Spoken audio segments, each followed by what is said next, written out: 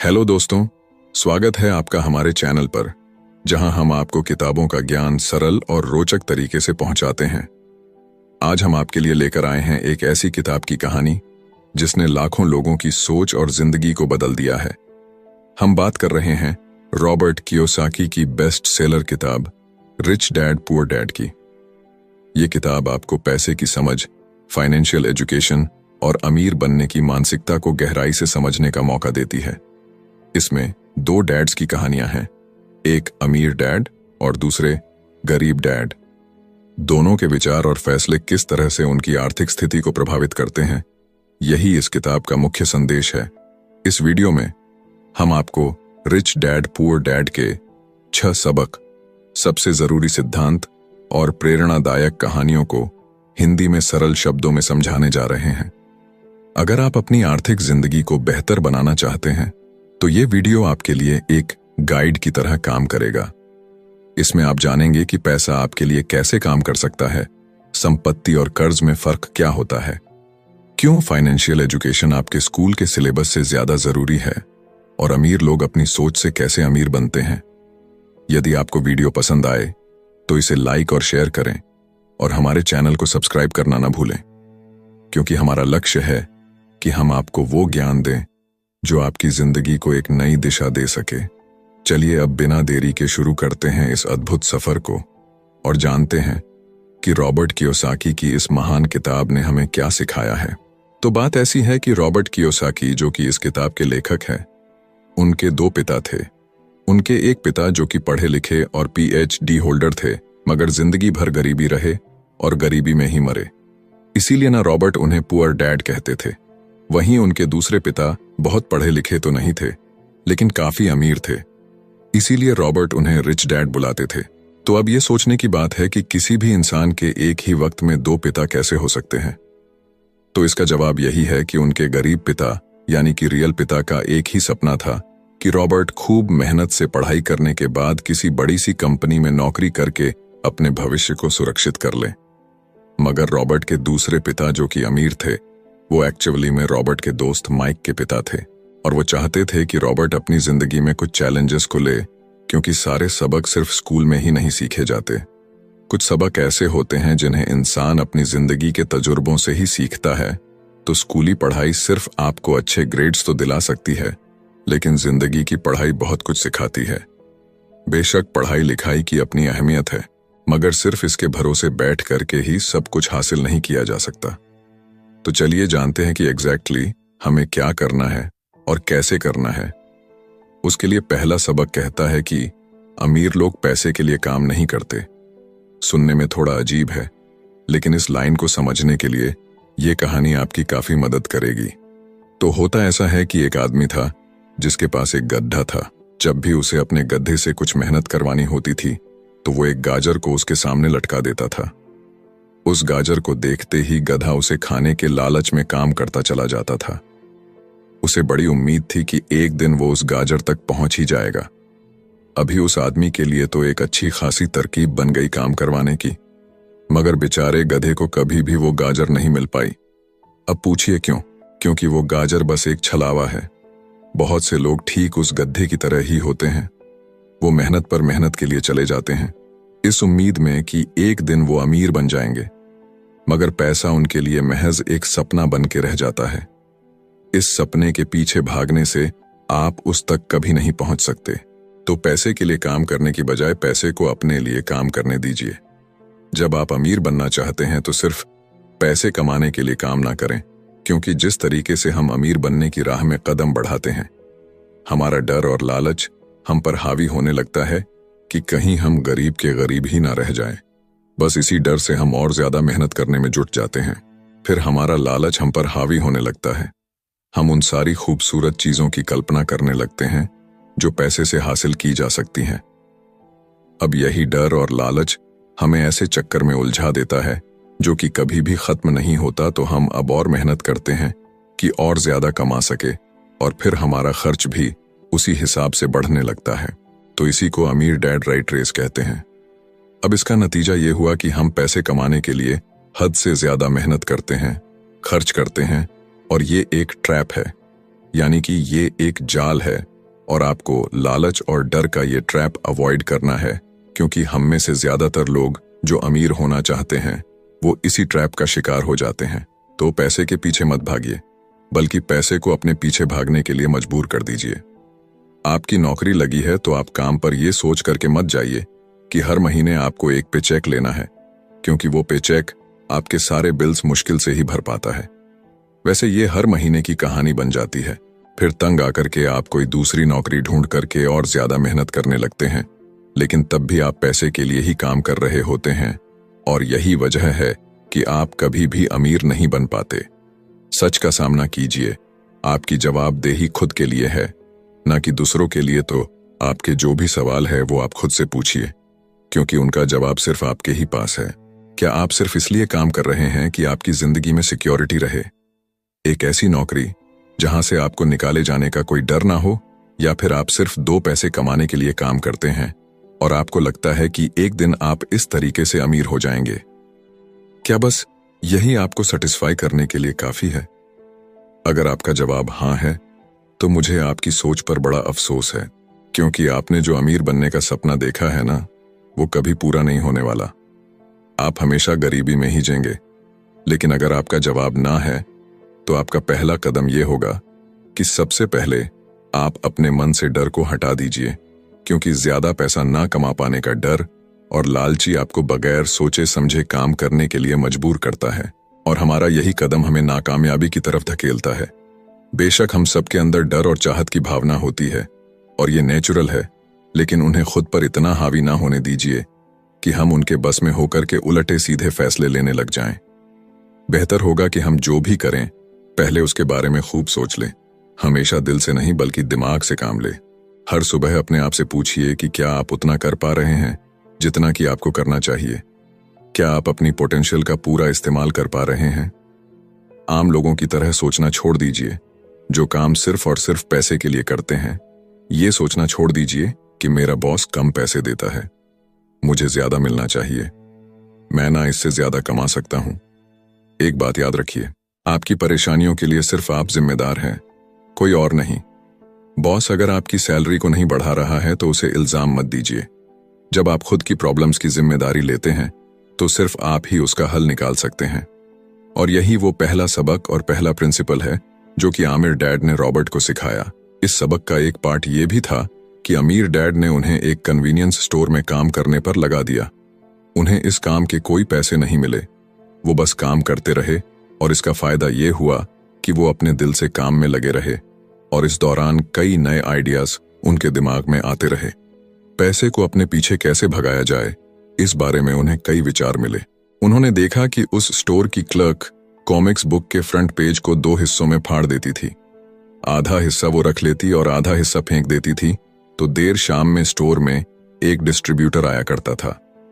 वो comics books के ऊपरी आधे हिस्से को क्रेडिट के लिए लेता, पर बदले में नई कॉमिक्स बुक्स दे जाया करता। तो एक दिन उन्होंने उस डिस्ट्रीब्यूटर से पूछा कि क्या वो पुरानी कॉमिक्स बुक्स ले सकते हैं। वो इस शर्त पर मान गया कि वो उन कॉमिक्स को बेचेंगे नहीं। ये उनके दिमाग में बिजनेस का एक नया आइडिया था। उन्होंने वो पुरानी कॉमिक्स बुक्स अपने दोस्तों और बाकी बच्चों को पढ़ने के लिए किराए पर देनी शुरू कर दी। बदले में वो हर किताब का 10 सेंट किराया वसूल करते थे। हर किताब सिर्फ 2 घंटे के हिसाब से पढ़ने के लिए दी जाती थी, तो असल मायनों में वो उन्हें बेच नहीं रहे थे। उन्हें उस गैराज पर काम भी नहीं करना पड़ा जहां से वो कॉमिक्स किराए पर देते थे। उन्होंने माइक की बहन को काम पर रखा, जिसके लिए उसे हर हफ्ते $2 दिया जाता, तो एक ही हफ्ते में उन्होंने $9.5 कमाए। और इस तरह उन्होंने सीखा कि पैसे को खुद के लिए काम करने दो, न कि आप पैसे के लिए काम करो। तो इसी के साथ अब आगे है दूसरा सबक, जो कहता है कि फाइनेंशियल लिटरेसी क्यों सिखाई जाए। कहने का मतलब यह है कि 1923 यानी कि 1923 में एज वाटर बीच होटल शिकागो में एक मीटिंग हुई।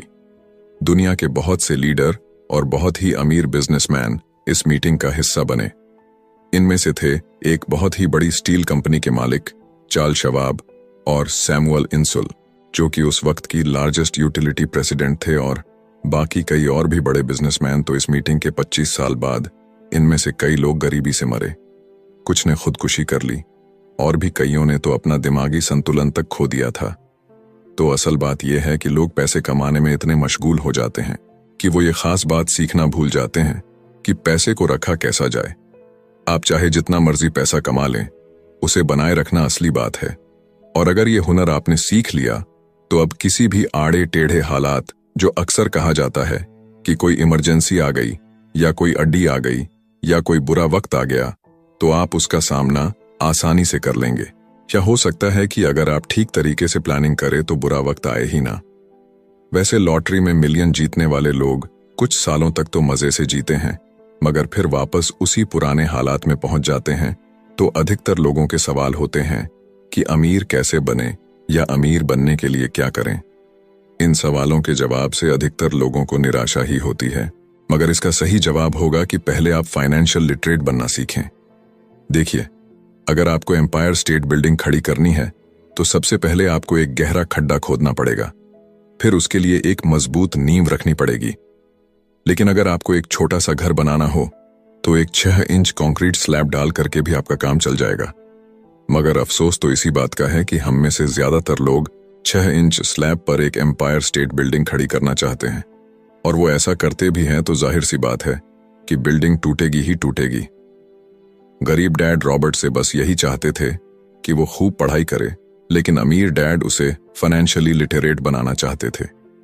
ज्यादातर स्कूल सिस्टम बस घर बनाना सिखाते हैं, मजबूत फाउंडेशन नहीं। स्कूली शिक्षा और पढ़ाई की अपनी अहमियत है, मगर असल जिंदगी में यही सब कुछ नहीं है। और इसी के साथ आगे है तीसरा सबक, जो कि कहता है कि लायबिलिटीज और एसेट्स के बीच में फर्क समझे और हमेशा एसेट्स खरीदे। वैसे सुनने में ये बड़ी आसान सी बात लगती है ना, लेकिन यही एक नियम है जो आपको अमीर बनाने में मदद करेगा। अक्सर गरीब और मिडिल क्लास लोग लायबिलिटीज को यानी कि जिम्मेदारियों को एसेट्स समझ लेते हैं, यानी कि अपनी संपत्ति समझ लेते हैं। मगर अमीर जानता है कि असल में एसेट्स होते क्या हैं, और वो वही खरीदता है अमीर डैड। किस यानी कि KISS किस प्रिंसिपल में यकीन रखते हैं, जिसका मतलब है कीप इट सिंपल स्टूपिड। उन्होंने लेखक और उसके दोस्त माइक को यही सिंपल बात सिखाई, जिसकी बदौलत वो इतनी मजबूत फाउंडेशन रखने में कामयाब रहे। इसी की यही सिंपल बात है कि लायबिलिटीज यानी कि अपनी जिम्मेदारियों और एसेट्स यानी कि संपत्ति के बीच में फर्क को समझे और एसेट्स खरीदे। लेकिन अगर ये इतना ही सिंपल है तो हर आदमी अमीर होता है ना। मगर यहां पर मामला उल्टा है। ये एक्चुअली में इतना सिंपल है कि हर कोई इस बारे में सोचता तक नहीं है। लोगों को लगता है कि उन्हें लायबिलिटीज और एसेट्स के बीच में फर्क पता है, मगर उन्हें सिर्फ लिटरेसी के बारे में मालूम है, फाइनेंशियल लिटरेसी के बारे में नहीं। मतलब ये कि इनकम स्टेटमेंट को प्रॉफिट और लॉस का स्टेटमेंट मानकर चलना चाहिए। इसका सिंपल सा मतलब है कि इनकम यानी कि आपके पास कितना पैसा आया, और एक्सपेंस यानी कि आपके पास से कितना पैसा खर्च हुआ। बैलेंस शीट एसेट्स और लायबिलिटीज के बीच बैलेंस बताती है। बहुत से पढ़े लिखे अकाउंटेंट को भी ये पता नहीं होता है कि आखिर बैलेंस शीट और इनकम स्टेटमेंट कैसे एक दूसरे से जुड़े हैं। और अगर हम इस बात को समझना चाहें तो एसेट्स वो चीजें होती हैं जो आपके लिए पैसे कमाने का काम करती हैं। मान लीजिए आप कोई घर खरीद करके उसे किराए पर देते हैं, तो उसी किराए से आप वो लोन भी चुका सकते हैं जो आपने घर खरीदने के लिए लिया था। अब घर भी आपका हुआ और उससे मिलने वाला किराया भी। इसके उलट लायबिलिटीज आपकी जेब से पैसे खर्च करवाती है, जैसे कि घर खरीद करके उसमें रहने से आपको कोई किराया नहीं मिलने वाला। तो अब आप समझ गए होंगे कि अगर अमीर बनना है तो एसेट्स खरीदिए, और गरीब ही रहना है तो लायबिलिटीज। अमीर लोगों के पास ज्यादा पैसा इसलिए होता है कि वो इस KISS keep it simple stupid principle पर यकीन करते हैं। वहीं दूसरी तरफ गरीब लोग इस प्रिंसिपल को ठीक से समझ ही नहीं पाते। इसीलिए इस बात पर जोर दिया जा रहा है कि सिर्फ लिटरेट नहीं बल्कि फाइनेंशियल लिटरेट बनिए। सिर्फ नंबर से कुछ नहीं होता। फर्क तो तब पड़ता है जब आप अपनी कहानी खुद लिखे। अधिकतर परिवारों में देखा गया है कि जो मेहनती होता है उसके पास पैसा भी ज्यादा होता है, मगर उसका फायदा क्या? जब सारा पैसा लायबिलिटीज में ही खर्च हो जाए तो आइए समझते हैं कि मिडिल क्लास आदमी अपना पैसा किस तरीके से खर्च करता है। और अगर यही उनका तरीका रहता है तो सारी जिंदगी वो मिडिल क्लास ही बनकर रहेंगे, या क्या पता उससे भी नीचे चले जाएं, क्योंकि आप देख सकते हैं कि उनका सारा पैसा लायबिलिटीज यानी कि जिम्मेदारियों में ही खर्च हो रहा है। कभी मोर्टगेज, कभी रेंट, कभी car loan, house loan, credit card का बिल फीस, बिजली का बिल और भी ना जाने क्या क्या, उनकी सारी कमाई इसी में खर्च हो जाती है। दूसरी ओर गरीब लोग हैं जिनकी कोई लायबिलिटी तो नहीं है, मगर उनके कोई एसेट्स भी तो नहीं होते। वो भी पैसा कमाते हैं, सैलरी पाते हैं, मगर हर रोज के खर्चों में उनका सारा पैसा उड़ जाता है। माना कि एक गरीब आदमी $1000 कमाता है, उसमें से $300 वो अपने छोटे से घर के किराए में खर्च करता है। $200 उसके आने जाने का किराया, $200 टैक्स और $300 खाने और कपड़ों में खर्च हो जाता है। तो अब उसके पास बचा क्या? कुछ भी नहीं, और कभी कभी तो उधार लेकर के भी उसे काम चलाना पड़ता है, जिससे कि वो और भी ज्यादा गरीब हो जाता है। इसके विपरीत अमीर लोग एसेट्स खरीद के रखते हैं, फिर उनके वो एसेट्स उन्हें और पैसा कमा कर देते हैं। उनकी कमाई इस तरह 2 से 4, 4 से 8 होती जाती है। अधिकतर अमीर लोग दिमाग से काम लेते हैं और वो घर लोन पर लेकर उसे किराए पर लगा देते हैं। बिना मेहनत के हर महीने किराया मिलता है, जिससे वो अपना लोन भी चुकता कर लेते हैं। इसे कुछ यूं समझते हैं, आप मानिए कि लोन की इंस्टॉलमेंट $1 है, तो ये अपने घर का $2 किराया वसूल करेंगे, $1 बैंक को देंगे, $1 अपनी जेब में तो हो गया ना, बिना मेहनत के पैसा कमाना। तो एक्चुअली में अमीर डैड और गरीब डैड के बीच बस सोच का फासला है। अपना पैसा कैसे खर्च करें, सिर्फ यही मुद्दे की बात है और कुछ नहीं। 1966 के दिनों में अगर बच्चों से पूछा जाता था कि वो बड़े होकर क्या बनेंगे, तो सबके पास यही जवाब होता था कि वो अच्छे ग्रेड्स लाएंगे और डॉक्टर बनेंगे, इंजीनियर बनेंगे। तब सबको यही लगता था कि अच्छे ग्रेड्स लेकर के वो बहुत पैसा कमा सकेंगे। हालांकि उनमें से बहुत बच्चे आज बड़े होकर के डॉक्टर बन चुके हैं। बावजूद इसके उनमें से काफी लोग आज भी फाइनेंशियली स्ट्रगल करते नजर आएंगे, क्योंकि उन्हें हमेशा यही लगा कि ज्यादा पैसा कमाने से उनकी सारी परेशानियां दूर हो जाएंगी। मगर आज के दौर में ऐसा नहीं है।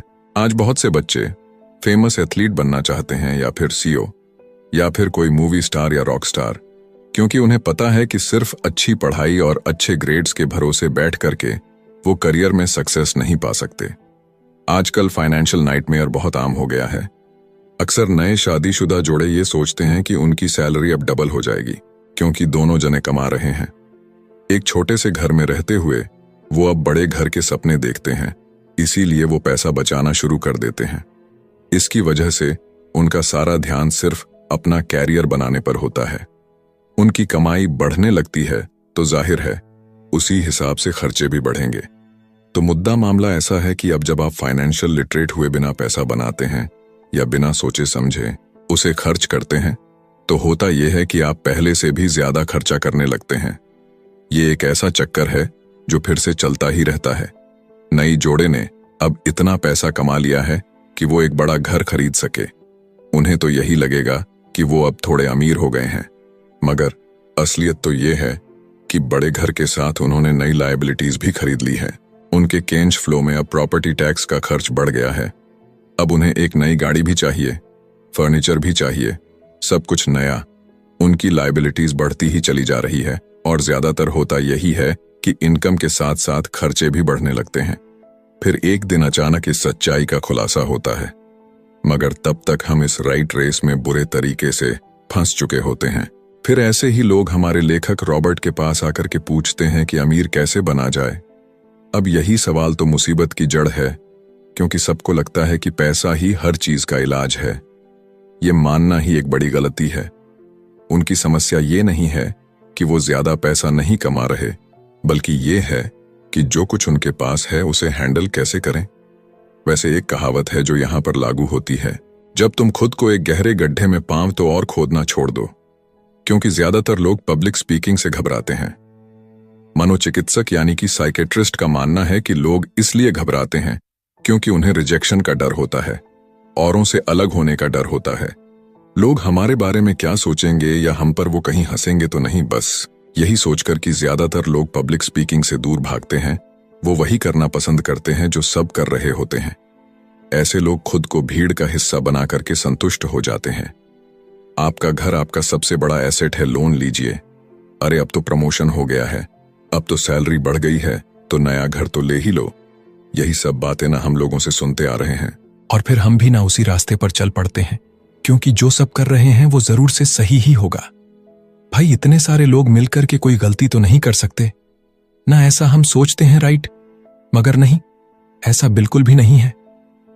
अमीर डैड ने कहा था कि जापानीज लोग 3 चीजों की ताकत जानते थे: तलवार, कीमती जवाहरात और शीशा। तलवार बाजुओं की ताकत का प्रतीक है, कीमती जवाहरात पैसे की ताकत का, और शीशा खुद के अंदर छुपी हुई ताकत को दिखाता है, और वही हमारी सबसे बड़ी ताकत है। जब आप खुद को जानते हैं शीशे के सामने, अगर आप खुद से सवाल पूछ सकते हैं कि मैं सही हूं या मुझे भी भीड़ का हिस्सा बनकर रहना चाहिए, तो जो जवाब आपको मिलेगा बस वही आपकी असली ताकत है। तो गरीब और मिडिल क्लास खुद को पैसे का गुलाम बनने देते हैं, इसीलिए वो कभी भी अमीर नहीं बन पाते। 16 साल के रॉबर्ट और माइक अमीर डैड के साथ हर उस मीटिंग में जाया करते थे जो वो अपने अकाउंटेंट, मैनेजर्स, इन्वेस्टर और एम्प्लॉयज के साथ रखा करते।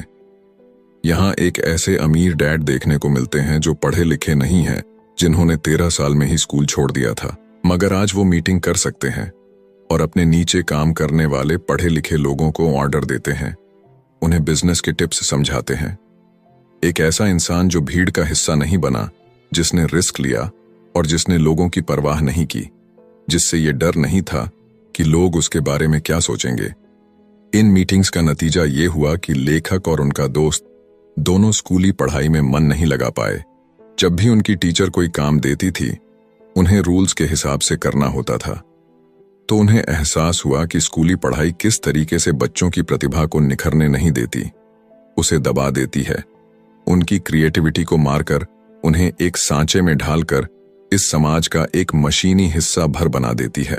और उन्हें टीचर की इस बात से भी इनकार था कि अच्छे ग्रेड्स लाकर के ही सक्सेसफुल और अमीर बना जा सकता है। वैसे एक दिन रॉबर्ट की अपने गरीब डैड से बहस हो गई।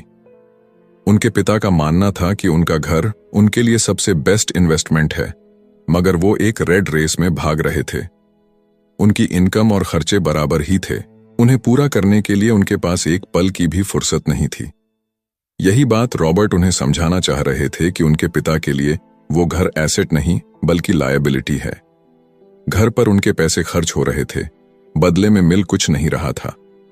ये बात उनके गरीब डैड नहीं समझ पा रहे थे। तो बस यही फर्क था गरीब और अमीर डैड के बीच में। खैर, उनकी बहस तो चलती रही। उन्होंने अपने गरीब पिता को बताया कि अधिकतर लोगों की जिंदगी लोन चुकाने में ही निकल जाती है। जिस घर को वो खरीदते हैं उसके लिए वो 30 साल तक लोन भरते हैं, फिर एक और बड़ा घर लेते हैं और अपना लोन रिन्यू कराते हैं। अब घर की कीमत भी उसी हिसाब से बढ़ेगी या नहीं, ये निर्भर करता है। कुछ लोग ऐसे भी हैं जिन्होंने घर खरीदने के लिए एक बड़ी रकम ली थी। जितनी घर की कीमत नहीं थी, उससे ज्यादा कर्ज उनके सर पर चढ़ गया। इसका सबसे बड़ा नुकसान लोगों को ये होता है कि वो बाकी जगह इन्वेस्टमेंट नहीं कर पाते, क्योंकि उनका सारा पैसा उस घर पर लगा है। उन्हें कभी इन्वेस्टमेंट करने का मौका ही नहीं मिल पाता और ना ही वो इस बारे में कुछ सीख पाते हैं, और इसी तरीके से कई एसेट्स उनके हाथों से निकल। अगर इसके बदले लोग सिर्फ एसेट्स पर ध्यान दें तो उनका फ्यूचर कहीं ज्यादा बेहतर हो सकता है। अब उदाहरण के लिए रॉबर्ट की पत्नी के पेरेंट्स एक बड़े से घर में शिफ्ट हो गए। उनका सोचना था कि अपने लिए बड़ा और नया घर लेना एक सही फैसला है, क्योंकि बाकियों की तरह उन्हें भी घर लेना एक एसेट्स लगता था। अगर वो ये जान करके हैरान रह गए कि उस घर का प्रॉपर्टी टैक्स $1000 था, ये उनके लिए बहुत ही बड़ी कीमत थी। और क्योंकि वो रिटायर हो चुके थे तो इतना पैसा टैक्स के रूप में भरना उनके रिटायरमेंट बजट के बाहर था। बेशक हम ये नहीं कह रहे कि आप एक नया घर ना लें, बल्कि हम समझाना चाहते हैं कि जितने पैसे से आप एक बड़ा घर लेंगे, उतने पैसे आप किसी एसेट में इन्वेस्ट करें तो बेहतर होगा। आपका एसेट आपके लिए कमाई करेगा और कुछ ही समय के बाद आपके पास इतना पैसा होगा कि आप आसानी से मनपसंद घर ले पाएंगे, और वो भी बिना किसी लोन के। तो अब सवाल यह है कि अमीर और ज्यादा अमीर क्यों होते रहते हैं, वही मिडिल क्लास आगे क्यों नहीं बढ़ पाते? इसके पीछे भी ना एक वजह है, और कारण एकदम सिंपल है। अमीर एसेट खरीदते हैं जो कि उनका पैसा दुगना करता रहता है। उस पैसे से उनके सारे खर्चे मजे में निपट जाते हैं। और मिडिल क्लास क्या करते हैं? वो तो बस महीने की एक तारीख का इंतजार करते हैं। जब उनकी सैलरी आई तो सारी की सारी सैलरी तो खर्चों को पूरा करने में खत्म हो जाती है, तो इन्वेस्टमेंट कहां से होगा? और फिर जब सैलरी बढ़ती है तो उस पर टैक्स भी बढ़ जाता है, और उसी हिसाब से बाकी खर्चे भी। और फिर अंत में वही राइट रेस चलती रहती है।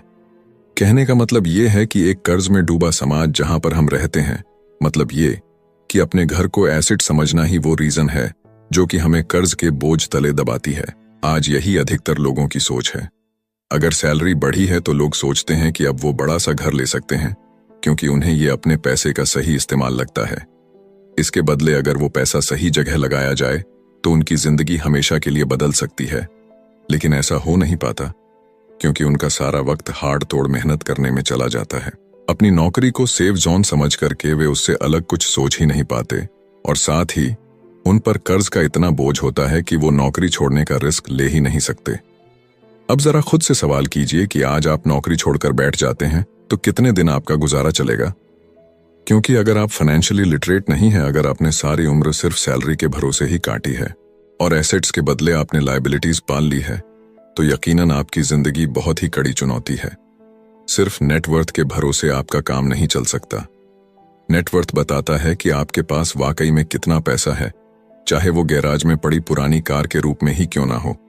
अब भले ही वो कार कुछ काम की ना हो, जबकि वेल्थ का मतलब है कि आपके पास जो पैसा है उससे आप कितना और पैसा कमा रहे हैं। जैसे कि मान लीजिए कि आपके पास कोई एसेट है जिससे हर महीने मुझे $3000 की कमाई हो जाती है और हर महीने आपके $6000 खर्च होते हैं, तो मैं सिर्फ आधे महीने ही अपना गुजारा कर पाऊंगी। तो सल्यूशन ये होगा कि अपने एसेट से मिलने वाले पैसे को आप बढ़ा दें।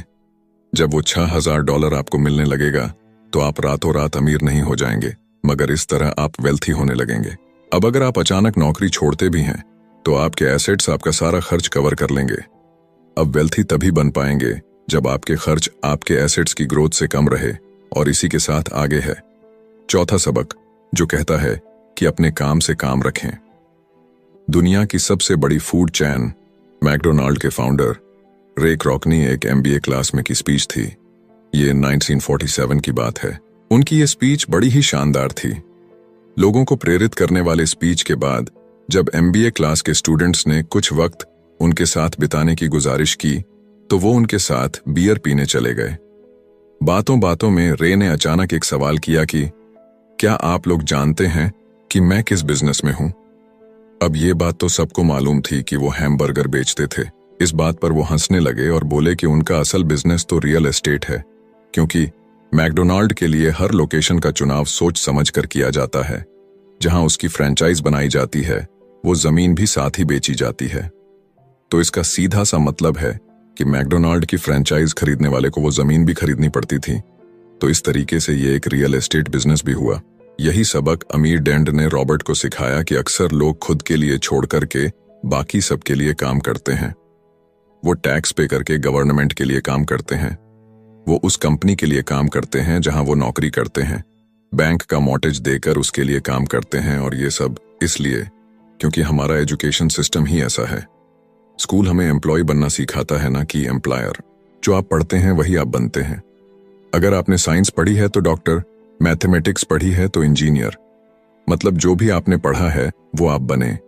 अब मुसीबत तो ये है कि इससे छात्रों का कोई भला नहीं हो पाता, क्योंकि वो नौकरी और बिजनेस के बीच के फर्क में उलझ कर रह जाते हैं। जब कोई पूछता है कि आपका क्या बिजनेस है तो आपको ये नहीं बोलना चाहिए कि मैं तो एक डॉक्टर हूं या एक बैंकर हूं, क्योंकि वो आपका प्रोफेशन है, बिजनेस नहीं। कहने का मतलब ये है कि आप जो भी करते हैं उसे अपना बिजनेस बनाइए, नौकरी नहीं। अपनी सारी उम्र दूसरों के लिए काम करके उन्हें अमीर करने में बर्बाद ना करें, बल्कि खुद की जिंदगी को खुशहाल बनाने के लिए काम करें। बहुत से लोगों को इस बात का एहसास बड़ी देर से होता है कि उनका हाउस लोन उनकी जान ले रहा है, और फिर उन्हें लगता है कि जिसे वो एसेट मानने की गलती कर रहे थे, एक्चुअली कभी वो एसेट था ही नहीं। जैसे उन्होंने कार ली तो उससे जुड़े तमाम खर्चे उनकी लायबिलिटीज बन गए, तो उनकी मुसीबतें शुरू हो जाती हैं। इसीलिए तो हम एसेट कॉलम पर इतना ज्यादा जोर दे रहे हैं ना कि आपकी इनकम कॉलम पर, और यही फाइनेंशियली सिक्योर होने का सही तरीका है। आप कितने अमीर हैं ये जानने का सही तरीका नेटवर्थ इसलिए नहीं है क्योंकि जब भी आप अपने एसेट बेचते हैं तो उन पर भी टैक्स लगता है। आपको उतना पैसा नहीं मिलता जितना कि आप सोचते हैं। आपके बैलेंस शीट के हिसाब से आपको जितना भी पैसा मिलेगा उस पर भी आपको टैक्स देना पड़ेगा। ये किताब आपको कभी ये सलाह नहीं देगी कि आप अपनी नौकरी छोड़ें। आप अपनी नौकरी करते रहिए और साथ ही एसेट्स भी खरीदते रहिए। और एसेट्स से मेरा मतलब है सही और असली मायने में एसेट्स। मैं ये नहीं कहूंगी कि आप कोई कार्ड लीजिए, क्योंकि वो मेरी नजर में एसेट्स यानी कि संपत्ति नहीं है, क्योंकि जैसे ही आप उसे चलाना शुरू करते हैं वो अपनी कीमत का 25% खो देती है। अब किस तरह के एसेट्स खरीदे जाने चाहिए, यहां हम आपको कुछ उदाहरण देते हैं। ऐसा बिजनेस जहां आपकी मौजूदगी जरूरी ना हो, जो दूसरे लोग आपके लिए चलाएं, क्योंकि आप वहां पर ज्यादा वक्त देंगे तो वो बिजनेस नहीं, नौकरी होगी। दूसरा है रियल एस्टेट पे पैसा लगाएं। तीसरा है स्टॉक और बांड खरीदे, तो जब एसेट खरीदे तो अपनी पसंद की चीजों पर पैसा लगाएं, क्योंकि आपका मन होगा तभी आप उस पर ध्यान दे पाएंगे। अगर उसमें आपकी रुचि होगी तो आप उसे बेहतर समझ पाएंगे। रॉबर्ट को रियल एस्टेट और स्ट्रोक्स में रुचि थी, खासकर छोटी कंपनीज में इन्वेस्ट करना। अपने अमीर डैड की सलाह पर उसने अपनी नौकरी कभी नहीं छोड़ी। वो जॉब करता रहा, साथ ही अपने एसेट कॉलम को बड़ा और मजबूत बनाता चला गया। एक पैसा भी जो आप कमाते हैं उसे बेकार न जाने दें। अपने पैसे को अपना गुलाम मानकर चलिए, जो कि आपके लिए काम करे।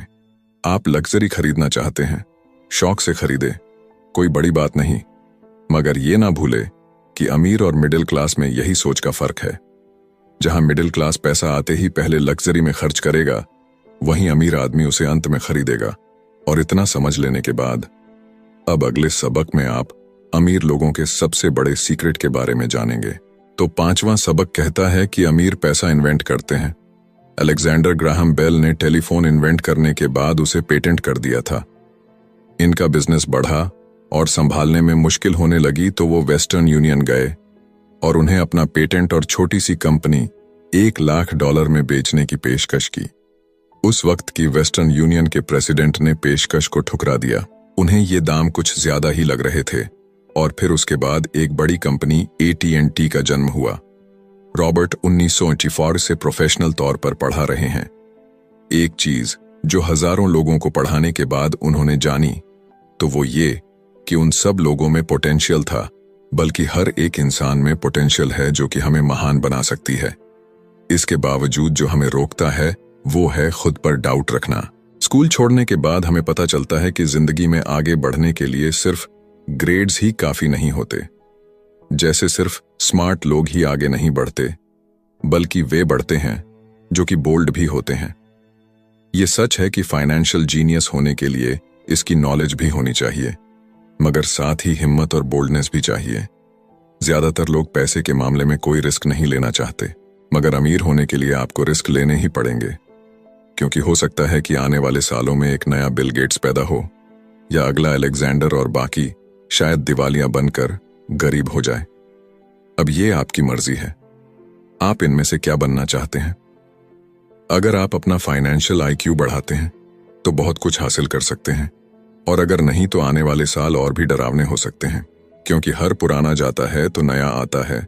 तो जो आज है वही सबसे खुशहाल वक्त है। आज के दौर में लोग ज्यादा फाइनेंशियली स्ट्रगल कर रहे हैं क्योंकि उनकी सोच अभी भी पुरानी है। फिर वे अपनी गलती ना मानकर या तो अपने बॉस को इल्जाम देंगे या नई टेक्नोलॉजी को। जो कभी कल के दौर में एसेट था वही आज लायबिलिटी बन चुका है, तो आपको अपडेट रहने की जरूरत है। रॉबर्ट ने एक गेम डिजाइन किया जिसे वो कींच फ्लो कहते हैं। ये लोगों को सिखाता है कि पैसा कैसे काम करता है, अमीर बनने की राह क्या है और राइट रेस से बाहर कैसे निकले। ये सारी चीजें इस गेम से समझाने की कोशिश की गई है। एक दिन एक औरत आई। गेम खेलने के दौरान उसने एक बोर्ड कार्ड जीता, जिसका मतलब था कि उसने उस गेम में एक बोर्ड जीती। वो औरत बड़ी खुश हुई, मगर जब उसे पता चला कि वोट लेने के लिए तो उसे एक बड़ी रकम टैक्स भरनी होगी, तो उसकी खुशी गायब हो गई। वो वोट उसके लिए अब एसेट नहीं बल्कि लायबिलिटी बन गई। उसे पता चला कि ऐसे तो ये वोट उसकी जान ही ले लेगी। उसे ये आइडिया समझ में ही नहीं आया और रिफंड की मांग की। उसे उसके पैसे वापस मिल गए और वो चली गई, मगर बाद में उसने फोन करके बताया कि उसे अब गेम का आइडिया कुछ समझ में आने लगा था। वो उस गेम से अपनी लाइफ को जोड़ करके देख पा रही थी। पैसा कैसे काम करता है, इस बात को समझ ना पाने की वजह से उसका गुस्सा जायज था। हम भी अक्सर यही करते हैं। जो बात हमारी समझ से परे होती है उस पर गुस्सा आता है और हम जिंदगी की हर परेशानी के लिए उसे ब्लामे करना शुरू कर देते हैं। मगर अगर ठंडे दिमाग से सोचे तो ये तरीका एकदम गलत होगा। बेहतर होगा कि हम उन्हें समझने की कोशिश करें तो गेम ऑफ लाइफ जीत सकते हैं। बहुत से लोग कैश फ्लो गेम में खूब पैसा जीतते हैं, फिर उन्हें समझ ही नहीं आता कि उस पैसे का क्या करें, तो वो हैरान होने लगते हैं। इसकी वजह है उनकी पुरानी सोच जो आगे नहीं बढ़ने देती, और फिर वो बाद में सारा पैसा ही हार बैठते हैं। कुछ लोग कहते हैं कि वे हार गए क्योंकि उनके पास सही पत्ते नहीं थे। बहुत से लोग इस तरह जिंदगी में सही मौकों की तलाश में बैठे रहते हैं। कुछ लोग तो सही मौका मिलता भी है तो उसका फायदा नहीं उठा पाते क्योंकि वो कहेंगे कि उनके पास पैसा ही नहीं था। अब कुछ ऐसे भी होते हैं जिन्हें पैसा और मौका दोनों मिले, फिर भी वो कुछ हासिल नहीं कर पाए क्योंकि एक्चुअली में वो समझ ही नहीं पाए कि ये एक अपॉर्चुनिटी है। फाइनेंशियल इंटेलिजेंस का मतलब है कि आप पैसे को लेकर कितने क्रिएटिव हो सकते हैं। अगर आपको मौका मिलता है तो बगैर पैसे के आप क्या करेंगे, और अगर पैसा है मगर मौका नहीं तो उस सूरत में आप क्या करेंगे। ये सब आपकी फाइनेंशियल इंटेलिजेंस पर निर्भर करता है। ज्यादातर लोग इस बात का एक ही सॉल्यूशन जानते हैं कि खूब मेहनत करके खूब पैसा कमाया जाए, लेकिन आपको सीखना है कि अपने लिए मौका कैसे पैदा किया जाए, न कि उसके इंतजार में बैठे रहे। सबसे खास बात अमीरों की जो है वो ये है कि उन्हें पता है कि पैसा असली चीज नहीं है। असली चीज है इसका सही मतलब जानना, ये जान लेना कि जो हमें चाहिए वो हम इससे बना सकते हैं। हमारा दिमाग हमारे लिए सबसे बड़ा एसेट होता है। यही हमें सुपर रिच बना सकता है या सुपर पुअर, निर्भर करता है कि हम कैसे इसका इस्तेमाल करें।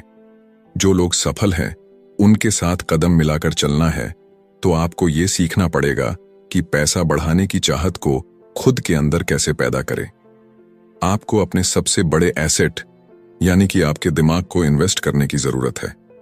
आपको फाइनेंशियली इंटेलिजेंट होना पड़ेगा। तो आइए इसे हम समझते हैं एक उदाहरण से। 1990 के दशक में एरिज़ोना और फिनिक्स के आर्थिक हालात बुरे चल रहे थे। वहां के लोगों को हर महीने $100 बचाने की सलाह दी जा रही थी। बुरे वक्त के लिए पैसा बचाने का विचार कुछ हद तक सही भी है, मगर उस पैसे का क्या फायदा जो आप जमा करते जाते हैं। इससे तो अच्छा है कि उनका कुछ हिस्सा इन्वेस्ट किया जाए जो कि आगे चलकर आपको फायदा दे। खैर, बात करते हैं एरिज़ोना और फिनिक्स के लोगों की जो आर्थिक तंगी झेल रहे थे। ऐसे में इन्वेस्टर को ये एक बढ़िया मौका लगा।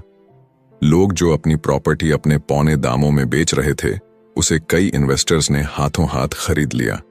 रॉबर्ट ने भी $75,000 की कीमत वाला एक घर सिर्फ $20,000 में खरीद लिया। इसके बाद उन्होंने अर्टोनी के ऑफिस में एक ऐड दिया, $75,000 वाला घर सिर्फ $60,000 में। बस इसे लेने के लिए ग्राहक टूट पड़े। रॉबर्ट का फोन बजना बंद ही नहीं हो रहा था कि ये पैसा उनको उस एसेट से मिलने जा रहा था जो उन्होंने प्राइमरी नोट के रूप में ग्राहक से लिया था, और उन्हें ये पैसा कमाने में केवल 5 घंटे लगे। उन्होंने जो $40,000 इन्वेंट करे वो उनके एसेट कॉलम से क्रिएट हुए थे, और बगैर टैक्स के उन्होंने अचानक ही मिले एक मौके का फायदा उठाकर ये पैसा क्रिएट अपने इनकम कॉलम में ऐड कर लिए।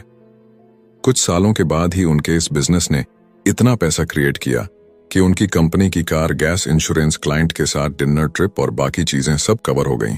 जब तक गवर्नमेंट उन खर्चों पर टैक्स लगाती, इनमें से ज्यादातर चीजें प्री टैक्स एक्सपेंसेस में खर्च हो चुकी थीं। कुछ सालों के बाद ही जो घर $60,000 में बिका था अब वो $1,10,000 का था। अभी भी उनके पास कुछ मौके थे, मगर वो इतने कम थे कि उनके लिए रॉबर्ट को एक वैल्यूएबल एसेट लगाना पड़ता, और अपना वक्त भी तो वो आगे बढ़ गए। उन्हें अब नए मौकों की तलाश करनी थी। अब आप एक सवाल खुद से कीजिए, मेहनत करना भी बहुत मेहनत का काम है। 50% टैक्स भरिए और बाकी बचाइए। अब वो सेविंग्स आपको 5% इंटरेस्ट देगी, और फिर उस पर भी आप और टैक्स भरे। इससे तो अच्छा होगा कि आप अपना पैसा और टाइम अपने सबसे पावरफुल एसेट यानी कि अपने दिमाग पर इन्वेस्ट करें और फाइनेंशियली इंटेलिजेंट बने। ये दुनिया कभी भी एक सी नहीं रहती, जो आज या कल नहीं होगा। कभी मंदी तो कभी तेजी का दौर चलता रहेगा। वक्त के साथ टेक्नोलॉजी और भी बेहतर होती जाएगी। आज मार्केट ऊपर है तो कल नीचे होगा। खासकर स्टॉक मार्केट तो हर रोज बदलता है, मगर इससे आपको क्या फर्क पड़ेगा? अगर आप फाइनेंशियली इंटेलिजेंट है तो क्योंकि आप तो हर हालात के लिए तैयार रहेंगे। आपको जिंदगी में बेशुमार मौके मिलेंगे जहां पर आप अपनी फाइनेंशियल इंटेलिजेंट का फायदा उठा सकते हैं। जरूरत है तो बस उन मौकों को लपकने की। अमूमन हम दो तरह के इन्वेस्टर देख सकते हैं। पहले वो जो पैकेज इन्वेस्टमेंट खरीदते हैं, और ये काफी आसान और बगैर झंझट का काम है। दूसरे इन्वेस्टर अपने लिए खुद ही इन्वेस्टमेंट क्रिएट करते हैं। इनको आप प्रोफेशनल भी कह सकते हैं। जितना ये इन्वेस्ट करते हैं उससे कई गुना ज्यादा पैसा बना लेते हैं। अब अगर आप इस तरह के इन्वेस्टर बनना चाहते हैं तो आपको खास तौर पर इन 3 स्किल्स को समझने की जरूरत है। पहली, ऐसी अपॉर्चुनिटी ढूंढिए जो कि बाकी न ढूंढ सके। याद रहे कि आपका दिमाग वो देख सकता है जो बाकियों की आंखें भी नहीं देख पाए। दूसरा है, पैसा बढ़ाइए। जब पैसे की जरूरत पड़े तो मिडिल क्लास केवल बैंक जाता है, मगर दूसरे टाइप के इन्वेस्टर पैसा बढ़ाकर के कैपिटल रेस करते हैं। उन्हें हमेशा बैंक की जरूरत नहीं पड़ती। और आगे ये तीसरा, स्मार्ट लोगों को ऑर्गेनाइज कीजिए। इंटेलिजेंट लोग वो होते हैं जो अपने से ज्यादा स्मार्ट लोगों के साथ मिलकर के काम करते हैं। इसीलिए इन्वेस्ट करने से पहले अपने इन्वेस्टमेंट एडवाइजर को चुनें। मुझे मालूम है कि यह सब आपके लिए कुछ ज्यादा है, मगर इसके रिवॉर्ड्स तो बड़े ही शानदार हैं। जिंदगी में रिस्क बहुत है, लेकिन उन्हें हैंडल करना सीख करके ही आप अमीर बन पाएंगे। और इसी के साथ आगे है 6वां सबक, सीखने के लिए काम करें, पैसे के लिए नहीं। तो बात ऐसी है कि एक बार एक जर्नलिस्ट ने रॉबर्ट का इंटरव्यू लिया था। रॉबर्ट उसके आर्टिकल पहले भी पढ़ चुके थे और उस जर्नलिस्ट के लिखने के स्टाइल से बहुत ही प्रभावित थे। इंटरव्यू जब पूरा हुआ तो उस जर्नलिस्ट ने रॉबर्ट को बताया कि वो एक मशहूर लेखिका बनकर उनकी ही तरह एक दिन फेमस होना चाहती है। तो रॉबर्ट ने उनसे पूछा, तो ऐसा क्या है जो उन्हें मशहूर होने से रोक रहा है? इस सवाल के जवाब में उस जर्नलिस्ट ने कहा, उनकी जॉब आगे नहीं बढ़ पा रही है। इस पर रॉबर्ट ने सुझाव दिया कि उस जर्नलिस्ट को कोई सेल्स क्लास ज्वाइन कर लेनी चाहिए। जर्नलिस्ट ने बताया कि उनकी एक दोस्त उन्हें पहले ही ये ऑफर दे चुकी है, मगर उन्हें ये छोटा काम लगता है। वो ये भूल गई थी कि रॉबर्ट खुद कभी सेल्स स्कूल जा चुके थे। तो इस बात का पॉइंट ये है कि अगर आपके पास कोई टैलेंट है जिसके दम पर आप कुछ पैसा कमाना चाहते हैं, तो आपका टैलेंट काफी नहीं होगा, क्योंकि उस टैलेंट को कैसे भुनाया जाए जब तक आप ये बात नहीं जानते, आपका टैलेंट यूं ही बेकार है। जब तक आप उसे लोगों के सामने पेश करने का हुनर नहीं सीख जाते, आप कुछ नहीं कमा सकते। तो बेचने की कला सीखने में कोई शर्म की बात नहीं है। किसी भी सेल्समैन को इसके लिए शर्मिंदा नहीं होना चाहिए। एक तो सबसे बड़ा फर्क अमीर डैड और गरीब डैड के बीच में था, वो ये है कि गरीब डैड हमेशा नौकरी की चिंता करते थे कि जॉब हमेशा सिक्योर रहे, क्योंकि एक सेफ जॉब ही उनके लिए सब कुछ थी। जबकि अमीर डैड हमेशा सिर्फ और सिर्फ कुछ सीखने पर जोर देते थे। अमीर बनने के लिए आपको बहुत कुछ सीखना पड़ेगा। इसके अलग पहलू को देखें तो स्कूल हमें रिवॉर्ड करते हैं किसी एक ही खास चीज में महारत के लिए। इसका एक उदाहरण देखिए, जब डॉक्टर मास्टर की डिग्री लेते हैं तो उसके बाद किसी एक स्पेशल फील्ड में डॉक्टरेट करते हैं, जैसे कि पीडियाट्रिक या कुछ और। मतलब एक छोटे से विषय पर उन्हें बहुत पढ़ना पड़ता है उस फील्ड में महारत के लिए, और यही उनका रिवॉर्ड होता है। ऐसे ही बहुत कुछ जानने के लिए जो थोड़ा बहुत आप सीखते हैं, वो नॉलेज तभी आएगी जब आप अलग अलग कंपनीज के लिए काम करेंगे, दुनिया की अलग अलग चीजों को जाएंगे, चीजें कैसे काम करती है, ये सभी बातें अनुभव करेंगे, तभी आपकी नॉलेज बढ़ेगी। शायद यही वजह थी कि अमीर डैड छोटे रॉबर्ट और माइक को अपने साथ लेकर जाते थे जब वे अपने डॉक्टर, अकाउंटेंट्स, लॉयर या किसी प्रोफेशनल से मिलने जाते। जब रॉबर्ट ने मैरिन कॉर्प्स ज्वाइन करने के लिए अपनी हाई पेइंग जॉब छोड़ी, तो उसके गरीब मगर पढ़े लिखे पिता समझ नहीं पा रहे थे कि रॉबर्ट ने ऐसी शानदार नौकरी क्यों छोड़ी। वे गलत तरह से इस फैसले से सख्त निराश हुए। रॉबर्ट ने उन्हें समझाने की हर मुमकिन कोशिश की कि उनका ऐसा करना क्यों जरूरी था, मगर उन्हें तो ये बात हजम ही नहीं हो रही थी। रॉबर्ट ने उन्हें कहा कि वो सीखना चाहते हैं कि खुले आसमान में कैसे उड़े। उन्हें जानना था कि वर्कर्स की टीम को कैसे हैंडल किया जाए। किसी भी कंपनी को अपने बलबूते पर चलाना कितना मुश्किल काम है। रॉबर्ट ये सब सीखना चाहते थे। वियतनाम से लौटने के बाद रॉबर्ट ने अपनी जॉब से रिजाइन कर दिया और जेरोक्स कॉर्प्स को ज्वाइन कर लिया। उन्हें यह नौकरी किसी फायदे के लिए नहीं चाहिए थी।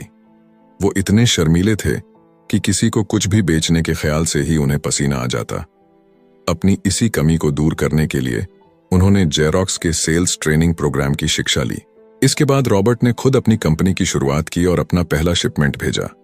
वे अगर इसमें नाकामयाब रहते तो पक्का दिवालिया हो जाते, लेकिन उन्होंने ये रिस्क लिया और अपने अमीर डैड की सीख को याद रखा कि बेशक आप 30 की उम्र से पहले दिवालिया होने का रिस्क ले सकते हो, क्योंकि इस उम्र में आपको रिकवर होने का मौका भी मिल जाता है। ज्यादातर एम्प्लॉय अपने वर्कर्स को इतना तो पे करते हैं कि वो काम छोड़कर ना जाए, और ज्यादातर वर्कर भी जी फाड़ करके इसलिए मेहनत करते हैं कि वो काम से निकाले ना जाए। इसीलिए तो उन्हें सिर्फ अपनी सैलरी और कंपनी से मिलने वाले फायदों से ही मतलब होता है।